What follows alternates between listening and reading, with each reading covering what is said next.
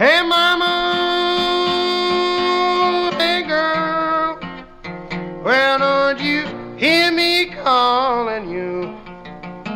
So sweet, my sugar, so sweet.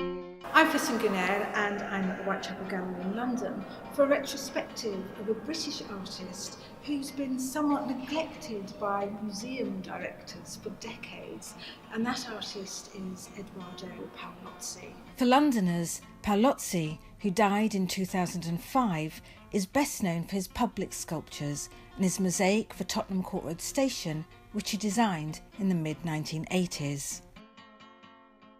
His early sculptures were influenced by Giacometti and, of course, Picasso.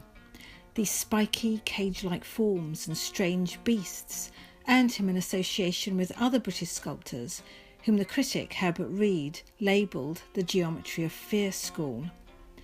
As the label suggests, this was work that was characterised by figures and forms which looked tortured or anxious. And here's an early and rare film by Paolozzi, a Dadaesque montage of unconnected graphic images.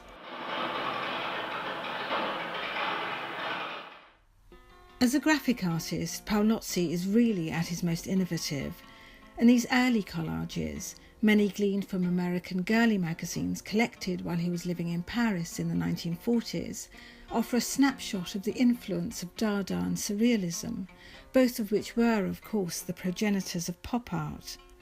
In fact, one of Paolozzi's collages, from 1947, is credited with being the first work of pop art. As well as an interest in mass media, we see a burgeoning interest in technology and the idea of man and machine and man as machine, ideas fermenting in popular science at that time. If you see my baby, don't get so smart. Well, I'll cut out your liver and I'll eat your heart. So sweet, my sugar, so sweet. This wall of screen prints from the mid-60s draws on those interests and includes a homage to the Viennese philosopher Ludwig Wittgenstein, using key texts from Wittgenstein's work and alluding to episodes in his life. Here we see two prints, Wittgenstein in New York and Wittgenstein as a soldier, referring to Wittgenstein's time as a soldier in the First World War, when he was not only fighting in the trenches but also formulating his groundbreaking work about language, the Tractatus. In 1954, Paolozzi teamed up with fellow artist Nigel Henderson to found Hammer Prints, a commercial company that designed prints for wallpaper, textiles and ceramics. The two had met as part of the Independent Group, a group of artists, writers, photographers and art theorists who met regularly at the ICA and who explored ideas around popular culture in their work. And among these artists was Richard Hamilton. Well, I thought I was doing her right, must have been treating her wrong. So sweet, my sugar, so sweet. Diana as an Engine 1 resembles something vaguely functional, a crazily pimped-up American fire hydrant or a parking meter, as well as something you might find at a fairground.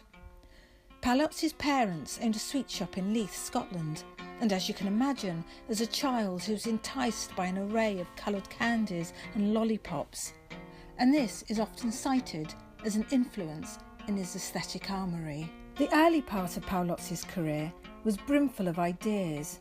There's such an extraordinary range in his work. But admittedly, inspiration began to fall off by the early 70s. This work, Jeepers Creepers, which he made in 1972, shows him mocking the various art-isms of the period. Clearly, he dismissed them as Mickey Mouse movements. But it really isn't the highlight of his long and extraordinary career. It really does feel like a homecoming to see this long overdue retrospective at the Whitechapel Gallery. This is where audiences were first introduced to his work in the 1956 group exhibition This Is Tomorrow, an exhibition, though the label came later, that gave birth to pop art. Paolozzi, together with the more cerebral Richard Hamilton, were the British artists at the forefront of this movement. Yes, mama. Yes, girl.